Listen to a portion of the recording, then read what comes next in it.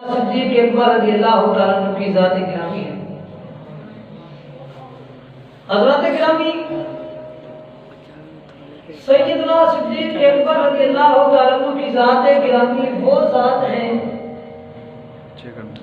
جن کے بارے میں نبی اکرم صلی اللہ تعالیٰ علیہ وسلم نے ارشاد گرامی فرمایا کہ جتنا ابو بکر کے مال نے مجھے نفع دیا ہے اتنا نفع کسی اور کے مال نے نہیں دیا۔ فرمایا میں نے ہر ایک کا احسان کا بدلہ زمین کے اندر اس دنیا کائنات کے اندر سب کے احسانوں کا بدلہ عطا کر دیا ہے۔ کریم آقا علیہ السلام نے فرمایا ابو بکر تیرا احسان میرے سر پہ اتنے احسانات ہیں تیرے احسانات کا بدلہ میں نہیں چکا سکا، قیامت کے دن عرش کا رحمان عطا فرمائے گا۔ حضرات گرامی ایک دن حضور نبی رحمت آقا نعمت صلی اللہ تعالی علیہ وسلم کی ذات گرامی نے ارشاد گرامی فرمایا اللہ رب العالمین ان قریب اپنے ایک محبوب بندے کو ہجرت کا حکم فرمائے گا۔ فرمایا کہ جس کو ہجرت کا حکم ہوگا وہ اپنے دوستوں میں سے کسی ایک کا انتخاب فرمائے گا سفر کے لیے۔ تو پھر فرمایا کہ وہ ہجرت کا سفر جو ہے اپنے انتخاب شدہ لوگوں میں سے جو بھی ان کا صاحب ہوگا ان کے ساتھ یہ سفر فرمائیں گے۔ احباب گرامی وہ لمحات گئے، ہجرت کی رات آئی، نبی اکرم صلی اللہ تعالی علیہ وسلم کی ذات گرامی مکہ شریف کے اندر جلوہ گر ہیں۔ کفار مکہ نے کاشانہ مصطفیٰ صلی اللہ تعالی علیہ وسلم کا محاصرہ کیے ہوئے تھا کہ آج رات ہم نے اس چراغ اسلام کو ہمیشہ کے لیے ہی گول کر دینا ہے، لیکن ہونا وہی ہے جو منظور خدا ہے۔ احباب گرامی حضور نبی اکرم صلی اللہ علیہ وسلم کے غلاموں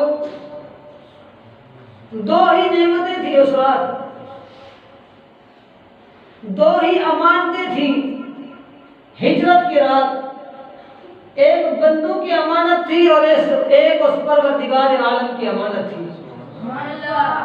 نبی علیہ السلام کی ذات گرامی کو جب ہجرت کا حکم ہوا کہ آپ چلیں، جو بندوں کی امانتیں تھی اللہ رب العالمین کی ذات گرامی نے محبوب علیہ السلام کی ذات گرامی کو جب ہجرت کا حکم فرمایا، نبی علیہ السلام چلنے لگے۔ آقا کریم علیہ السلام نے مولا کائنات شیر خدا مولا علی کو بلایا۔ سارے نہ بولو، علی کے نام پہ ہر بندہ بولتا ہی نہیں ہے۔ جن کو علی کے درد کا لنگر ملا ہو وہی سبحان اللہ فرمائیں۔ کوشش فرمایا کریں اخیر تک بولا کریں، بولنے والا بندہ اچھا ہوتا ہے۔ جس طرح آپ جمعے والے دن منہ بنا کے آتے ہیں نا، اگر اس طرح گھر میں چلے جائیں شاید روٹی بھی نہ ملے، کہیں مولا علی کے نام پہ سبحان اللہ۔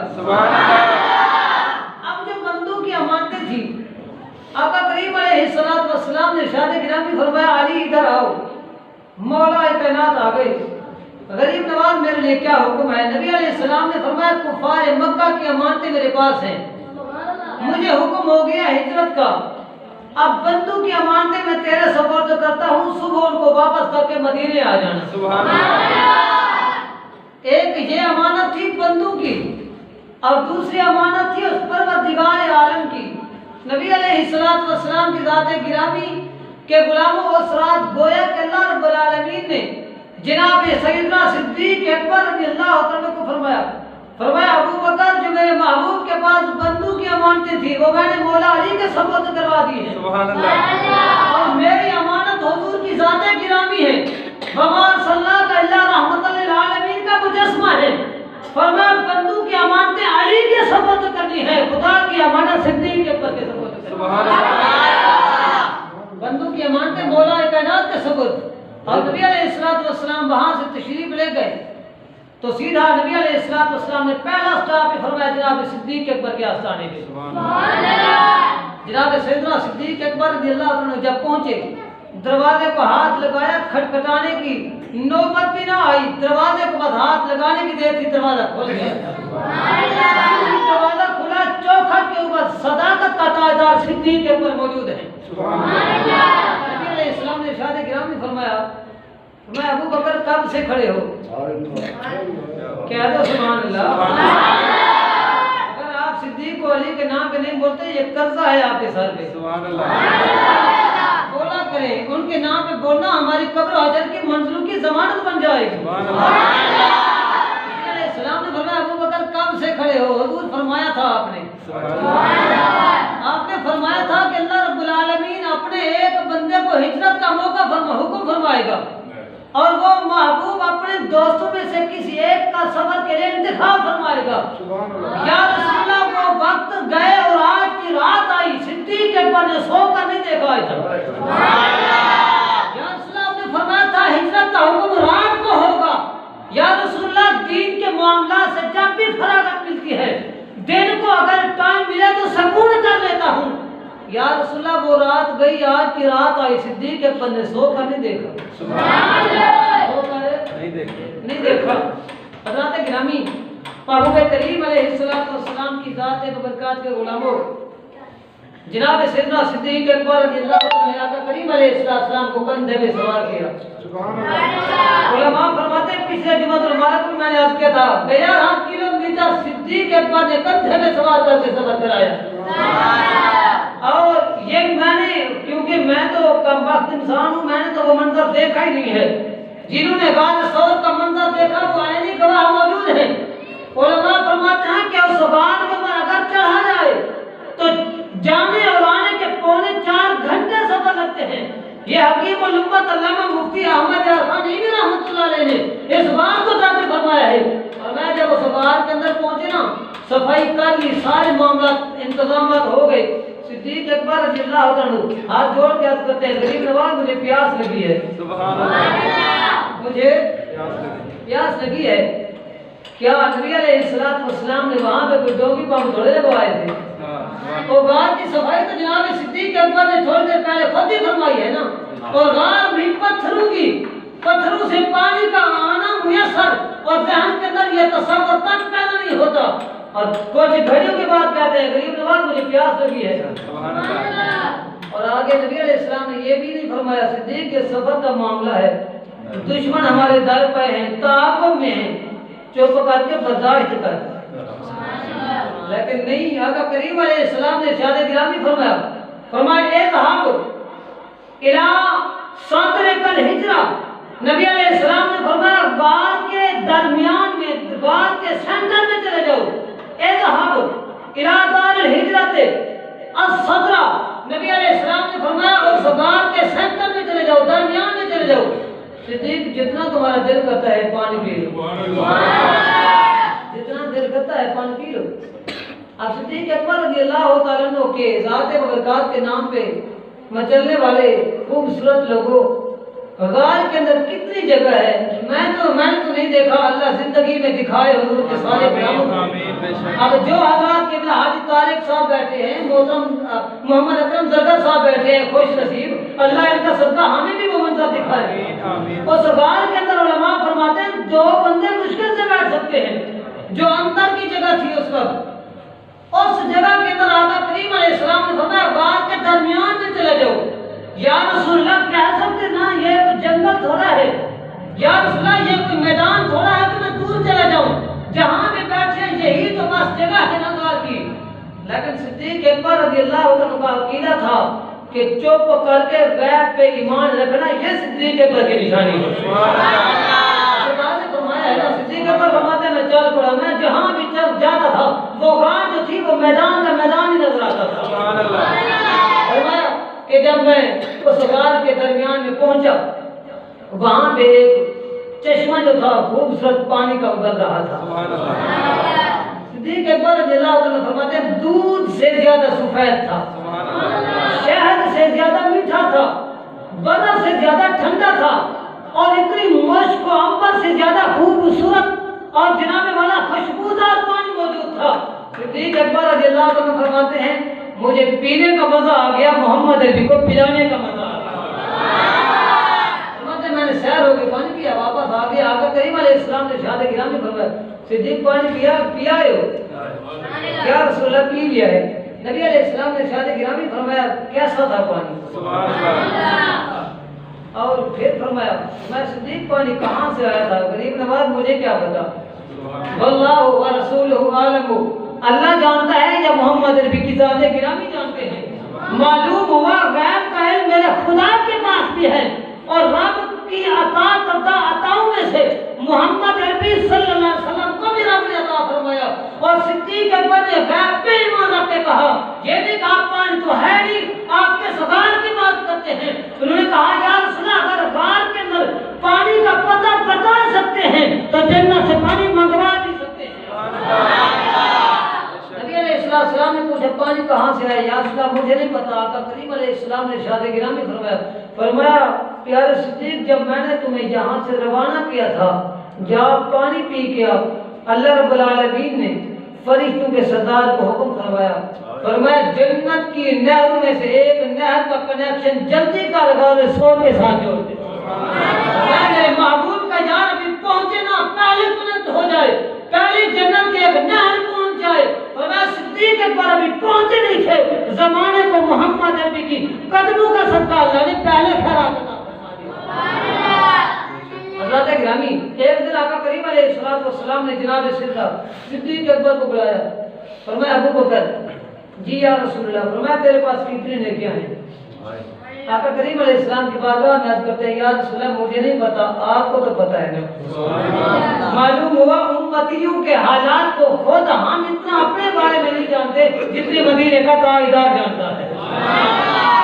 آقا کریم علیہ السلام نے فرمایا ابو بکر جتنے تیرے پاس نیکیاں ہیں نا اس کا چوتھا حصہ مجھے دو.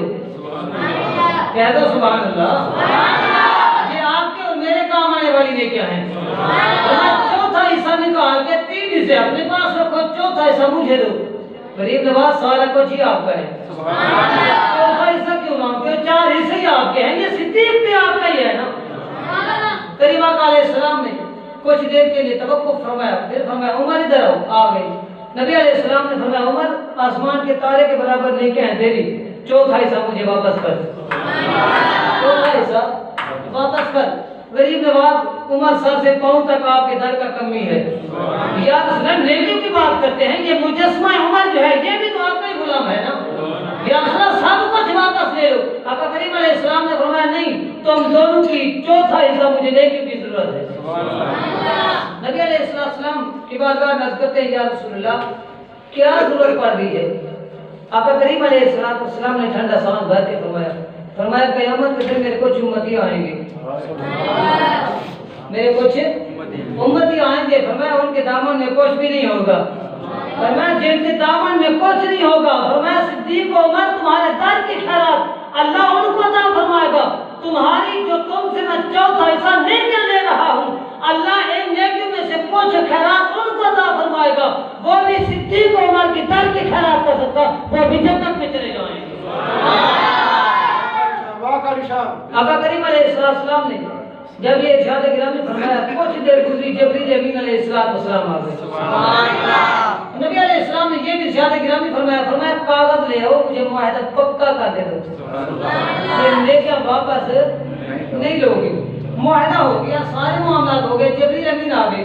جبریل امین علیہ السلام آ کے عرض کرتے ہیں غریب نواز یہ جو معاہدہ آپ نے صدیق عمر سے کروایا ہے نا, یہ پیپر, یہ اسٹام, یہ تمام تر معاملات اللہ رب العالمین خود مانگ رہا ہے.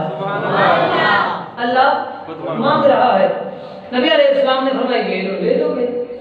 اب جبریل امین علیہ السلام لے کے چلے گئے. اب کچھ دیر گزری واپس آ گئے. اب جب گئے تھے تو پیپر لے کے گئے ہیں, واپس آئے تو اکیلے آئے. نبی علیہ السلام نے فرمایا وہ اسٹام لے کے گئے تھے وہ کہاں ہے؟ فرمایا اللہ رب العالمین نے منگوایا ہے واپس کرنے کے لیے نہیں منگوایا، ورنہ اپنے پاس رب نے سنبھال کے رکھ دیا ہے۔ جبریل امین علیہ السلام سے آقا کریم علیہ السلام نے فرمایا کیوں رکھ لیا ہے؟ فرمایا زمین کے اوپر جو تمہارے دو وزیر ہیں، جناب سیدنا صدیق اکبر اور جناب سیدنا عمر بن خطاب پاک رضی اللہ تعالیٰ عنہ، فرمایا زمین کے اوپر بیٹھ کے غریب نواز تم نے اس معاہدے کے اوپر ان کے دستخط کروائے ہیں۔ رب کائنات نے وہ پیپر منگوا کے آسمانوں کے اوپر اسرافیل اور میکائیل سے دستخط کروا کے رب نے سنبھال کے رکھ دیا ہے۔ رب نے فرمایا جس طرح زمان دنیا کے اوپر بیٹھ کے میرے مدینے کے تاجدار نے یہ محمد عربی کے غلاموں کے لیے فیصلہ پکا کر لیا ہے، اے فریدوں گواہ ہو جاؤ قیامت کے دن ان سے نبی علیہ السلام نے صدیق عمر سے دستخط کروائے ہیں، میں نے میکائیل اور اسرافیل سے دستخط کروائے ہیں، سنبھال کے رکھتا ہوں۔ جس طرح میرے حبیب نے وعدہ فرمایا جو بیچارے امتی لا سہارا امتی آئیں گے، فرمایا ان کو صدیق عمر کے در کی خیرات کا سب جنت عطا فرماؤں۔ گرامی ہر بندہ نہ بولے، ہر بندہ نہ بولے، بس وہ بندہ بولے جو چاہتے ہیں کہ ہم زمانے کے اندر بھی صدیق عمر عثمان و علی کے در کی خیرات کا صدقہ کھاتے ہیں اور قیامت کے دن بھی ان کی نیکیوں کا صدقہ جنت میں جائیں گے۔ گرامی حضور نبی رحمت آقا نعمت صلی اللہ علیہ وسلم کی ذات و برکات کی بلندو، جناب سیدنا صدیق اکبر رضی اللہ عنہ کا کیا مقام ہے، اتنا مقام ہے، اتنا مقام ہے، قیامت تک بیان کرتے رہیں، ہماری نسلیں ختم ہو جائیں، زبانیں گنگی ہو جائیں، کان سن سن کے تھک جائیں، صدیق تیری عظمت و سلام قیامت آ سکتی ہے، صدیق کا مقام مکمل بیان نہیں ہو سکتا۔ حوالہ گرامی بخاری شریف، بخاری شریف جلد نمبر 1 صفحہ نمبر 518، حدیث نمبر 3671، جناب سیدنا مولا کائنات شیر خدا مولا علی رضی اللہ عنہ کے مقدس شہزادے محمد بن حنفیہ رضی اللہ تعالیٰ عنہ، انہوں نے ایک دن سوال کیا کہ ابا حضور آپ یہ ارشاد گرامی فرمائیں، قول تو لے ابی، یہ محمد بن حنفیہ رضی اللہ عنہ جو مولا کائنات کے شہزادے ہیں، آپ کے بہت سارے بیٹے تھے، با اختلاف روایات آپ کے 18 بیٹے تھے، ان میں سے 5 مقدس شہزادوں سے آپ کی نسل مبارک چلی ہے، اور یہ وہ پاک نسل ہے جن کے اوپر زکوٰۃ بھی حرام ہے، جن کے اوپر ہر طرح کا صدقہ بھی حرام ہے۔ رب کائنات نے ان کو ایسا طیب و طاہر بنا دیا ہے، فرمایا زمانے بھر کی ہر قدورت کو میں نے تمہارے قدموں کی خیرات سے بھی دور کر دیتا ہوں۔ یہ وہ پاک نفوس قدسیہ ہے۔ محمد بن حنفیہ رضی اللہ تعالیٰ عنہ مولا کائنات سے عرض کرتے ہیں، قلت لابی ای الناس خیر بعد رسول اللہ صلی اللہ تعالیٰ علیہ وسلم، اے ابا جی آپ یہ ارشاد گرامی فرمائیں، نبی پاک صاحب الاولاق صلی اللہ علیہ وسلم کے بعد زمانے بھر کے اندر کس بندے کا مقام ہے؟ کیا تو سبحان اللہ۔ ای الناس خیر بعد رسول اللہ صلی اللہ علیہ وسلم، آقا کریم علیہ السلام کے بعد پورے کا پورا زمانے بھر کے اندر انبیاء رسولوں کے علاوہ فرمایا زمانہ بھر کے اندر سب سے پہلا مقام کس بندے کا ہے؟ آقا کریم علیہ السلام کے غلاموں، مولا کائنات نے بغیر رکے بغیر وقفہ کیے آپ نے ارشاد گرامی فرمایا قال ابو بکر، کیا فرمایا؟ قال ابو بکر، فرمایا محمد بن حنفیہ تمہیں نہیں پتا میرے نبی کے بعد سب سے پہلا مقام صدیق اکبر کا مقام ہے۔ جناب سیدنا محمد بن حنفیہ رضی اللہ عنہ آپ فرماتے ہیں قول تو ثم من، میں نے عرض کیا ابا حضور ان کے بعد کس کا مقام ہے؟ مولا کائنات شیر خدا رضی اللہ عنہ نے ارشاد گرامی فرمایا ثم عمر، فرمایا ان کے بعد جناب عمر بن خطاب کا مقام ہے۔ محمد بن حنفیہ کہتے ہیں قول تو ثم من، پھر میں نے کہا عمر بن خطاب کے بعد کس کا مقام ہے؟ تو مولا کائنات شیر خدا سیدہ زہرا کے در کے اور آپ کے جناب والا ذات گرامی کے شوہر محترم مولا کائنات رضی اللہ عنہ آپ نے ارشاد گرامی فرمایا ثم عثمان، پھر کس کا مقام ہے؟ جناب عثمان غنی رضی اللہ تعالیٰ کا۔ محمد بن حنفیہ کہتے ہیں پھر بھی میں نے پوچھ لیا قول تو ثم من، ان کے بعد کس کا مقام ہے؟ مولا کائنات جلال میں آگے فرمایا ثم انا، عثمان کے بعد کس کا مقام ہے؟ ثم آنا فرمایا میں علی المرتضی شیر خدا مولا علی کا مقام ہے. معلوم ہوا 1400 سال پہلے مولا علی کا بھی یہی عقیدہ تھا. نبیوں رسولوں کے بعد کائنات فارق کے اندر اگر سب سے پہلا کسی کا مقام ہے تو وہ صدیق اکبر کا مقام ہے. کس کا مقام ہے جی؟ جناب سیدنا صدیق اکبر رضی اللہ عنہ کا مقام ہے. حضرات گرامی جناب سیدنا امام اعظم ابو حنیفہ رضی اللہ تعالیٰ عنہ ان کی ایک کتاب ہے الوصیہ، یہ کتاب کا نام ہے. اور امام اعظم ابو حنیفہ رضی اللہ عنہ کا تعارف بھی کراتا جاؤں. یہ وہ مبارک شخصیت ہیں جو آقا کریم علیہ السلام کے وصال کے 69 سال بعد پیدا ہوئے. 11 ہجری کے اندر آقا کریم علیہ السلام کا وصال تھا. 80 ہجری کے اندر امام اعظم ابو حنیفہ رضی اللہ عنہ کی پیدائش ہے اور 150 کے اندر آپ کی وصال باکمال ہے. اور یہ وہ پاک مقدس امام ہیں کہ جنہوں نے حضور کے 20 صحابہ کو بھی دیکھا تھا. ان سے پوچھا گیا کہ نبیوں کے بعد رسولوں کے بعد سب سے زیادہ مقام کس کا ہے؟ امام اعظم ابو حنیفہ رضی اللہ عنہ نے فرمایا کملے ہو گئے ہو، دیوانے ہو گئے ہو، پاگل ہو گئے تو تمہیں نہیں پتا کہ نبیاں رسولوں کے بعد اگر سب سے زیادہ کسی کا مقام ہے تو صدیق اکبر کا مقام ہے. احباب گرامی محبوب کریم علیہ السلام کے غلاموں 80 کی دہائیوں کی بات ہے. یہودی سارے اکٹھے ہوئے اسرائیل کے اندر. انہوں نے اپنے پادری کو اکٹھا کیا. پادری کو اکٹھا کر کے لوگ کہنے لگے یار سمجھ نہیں آتی، ہمارے نبیوں کے پاس تورات آئی، انجیل آئی، زبور آئی، صحیفے آئے، ہر کتاب آئی اور رد و بدل ہو گئی ہے، تحریف ہو چکی ہے. اصلی حالت میں وہ کتاب آج نہیں ملتی تو 1400 سال بعد امت مصطفیٰ کو کیسے ملے گی؟ لیکن قرآن کی عظمت کو سلام، کل بھی سلامت تھا، قرآن آج بھی سلامت ہے. قرآن کل بھی سلامت تھا، قرآن آج بھی سلامت ہے، قرآن قیامت کی دیوار تک سلامت ہے. یہ یہودیوں نے سوال کیا پادریوں سے آپس میں بیٹھ کے بند بیٹھک کے اندر کہ یار تم بتاؤ نا، اندر کی بات ہے بتاؤ، ہماری کتابیں تو رد و بدل ہو گئی ہیں لیکن مسلمانوں کا قرآن کل بھی سچا آج بھی سچا. وجہ کیا ہے؟ انہوں نے جو جواب دیا نا، دل کے اوپر ہاتھ رکھ کے بیٹھو اور اگر آپ کا ضمیر اجازت دے تو آپ نے سبحان اللہ کہنی ہے، وگرنہ آپ نے چپ رہنا ہے. انہوں نے کہا یار جواب نہ پوچھو تو اچھی بات ہے. انہوں نے کہا نہیں آپس میں بیٹھے ہیں، بند کمرے میں بیٹھے ہیں، پتا تو صحیح نا ہماری کتابیں ہمارے نبیوں کے بعد آئی اور وہ بھی آسمان سے آئی، تورات بھی آسمان سے، زبور آئی، انجیل آئی، ساری کتابیں آج اصلی حالت میں نہیں ملتی. ہر کتاب میں تغیر و تبدل پیدا ہو گیا ہے. قرآن جیسے آیا تھا ویسے کا ویسا. انہوں نے کہا اگر سچ پوچھتے ہو نا تو پھر حقیقت یہ ہے جتنے نبی آئے ہیں پیچھے، کوئی تورات کا مالک آیا، کوئی انجیل کا مالک آیا، کوئی زبور کا مالک آیا، کسی کو رب نے صحیفے عطا فرمائے، کسی کو جو کچھ بھی عطا فرمایا. ہر نبی کا اپنا مقام اور ہر نبی کو میرے رب نے بڑا مقام عطا فرمایا ہے.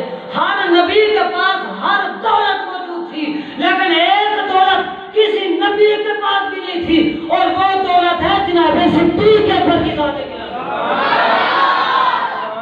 وہ ابو بکر صدیق پاک رضی اللہ تعالیٰ عنہ جو کسی نبی کے پاس نہیں تھے. صدیق اکبر کو رب نے سنبھال کے رکھا تھا محمد نبی کی امت کے لیے. فرمایا جس نبی کا وفادار صدیق اکبر جیسا ہو تو پھر اس قرآن کے اندر، اس کتاب کے اندر کوئی تغیر تبدل نہیں ہو سکتا. معلوم ہوا قرآن کو جمع کیا تھا جناب صدیق اکبر کی ذات گرامی نے اور قرآن کی کتابت، قرآن کو لکھا تھا جناب عثمان غنی نے. آج ہمارے اوپر صدیق اکبر کا بھی احسان ہے اور رہتی دنیا تک عثمان غنی کا بھی ہمارے اوپر احسان. احباب گرامی محبوب کریم علیہ السلام کی ذات برکات کے غلاموں جناب سیدنا صدیق اکبر رضی اللہ عنہ کی جب آقا کریم علیہ السلام کے وصال پر انوار شریف کے بعد جب بیعت کا سلسلہ ہوا اور سارے کے سارے صحابہ نے متفقہ طور پر امیر المومنین جناب سیدنا صدیق اکبر کو خلیفہ بنانا چاہا. سیدنا صدیق اکبر رضی اللہ عنہ نے اس مرحلہ وار معاملات کے دوسرے دن مولا کائنات شیر خدا رضی اللہ عنہ کو بلایا. فرمایا علی میں بوڑھا انسان ہوں، تو جوان انسان ہے اور یہ حکومت کے معاملات ہیں، یہ تمام تر ذمہ داریاں، میں بوڑھا انسان ہوں، لاغر ہو چکا ہوں، کمزور ہو چکا ہوں، میری ہڈیاں طاقت کی جواب دے چکی ہے، اس طرح کرو دین کے معاملات میں سنبھال لیتا ہوں، نمازاں میرے ذمے، جنازے میرے ذمے، عیداں میرے ذمے، نکاح میرے ذمے، تے دنیا داری کے سارے معاملات علی تسی سنبھال لو۔ مولا کائنات رضی اللہ تعالیٰ عنہ، آج تو بندے کہتے ہیں نا اللہ مہربانی کرے گا تو سانوں کی کرسی مل جائے، منتے مانتے ہیں دادا کے دربار پہ جا کے ہم چادریں چڑھاتے ہیں، اللہ کرے چھوٹی موٹی سانوں مل جائے کرسی، لیکن نبی علیہ السلام کے غلاموں، حضور کے غلام حدیث ہے، حضور کے غلام دنیا کے لالچی بالکل نہیں تھے، وہ تو چاہتے تھے کہ ہماری دنیا بھی چہرے مصطفیٰ ہے، ہماری آخرت بھی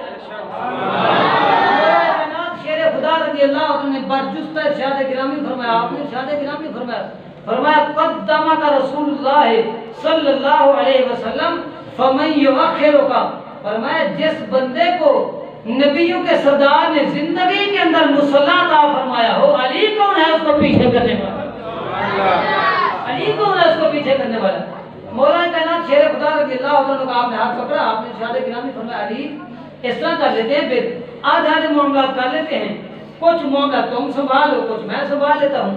مولا کائنات شیر خدا رضی اللہ عنہ نے جب یہ ارشاد گرامی فرمایا، جب یہ بات سنی، طبقات اپنے ساتھ اٹھا کے دیکھو، نعمت الباری شرح بخاری اٹھا کے دیکھو، عمدۃ الباری شرح بخاری رحمت اللہ تعالی علیہ، یہ تمام تر کتابیں جو ہیں اور بخاری کی جتنی بھی شروحات ہیں، چاہے فتح الباری ہو یا سہل الباری ہو، یہ ساری کی ساری کتابوں کے اندر موجود ہے۔ مولا کائنات رضی اللہ عنہ نے دوسرے دن ہی آگے بڑھ کے صدیق اکبر کا ہاتھ پکڑ کے کہا، فرمایا قدمک رسول اللہ صلی اللہ علیہ وسلم فمن یؤخرک، فرمایا کوئی بیعت کرے نہ کرے مولا علی سب سے پہلے صدیق اکبر۔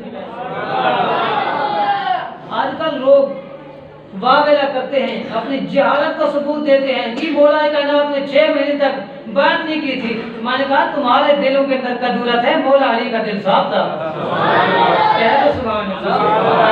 تمہارے دل کالے ہیں، تمہاری شکلیں کالی ہیں، اور تمہارا ستیہ ناش ہو، جیسے صحابہ کے خلاف بولتے ہو، ہم نبی کے در کے بھی وفادار ہیں، ہم نبی کے گھر کے بھی وفادار ہیں۔ سنیو تمہیں مبارک ہو، اللہ رب العالمین نے تمہیں ایسا لاجواب عقیدہ فرمایا ہے، عطا فرمایا ہے۔ ہم نہ نبی کے در سے غداری کرتے ہیں، نہ نبی کے گھر سے غداری کرتے ہیں، اور شروع سے اللہ رب العالمین نے ہمیں نبی کے گھر کے ساتھ بھی پیار عطا فرمایا، نبی کے در کے ساتھ بھی پیار عطا فرمایا۔ ہم نبی کے صحابہ کے بھی غلام ہیں، ہم نبی کے اہل بیت کے بھی غلام ہیں۔ اللہ رب العالمین میری حاضری اور آپ کی تشریف آوری بارگاہ لم یزل میں قبول و منظور فرمائے۔ قرآن و سنت کی روشنی میں آپ نے جناب سیدنا صدیق اکبر صادق رضی اللہ تعالی عنہ آپ کا ذکر خیر ناچیز میں کیا، اور آپ نے محبتوں کے ساتھ سماعت فرمایا۔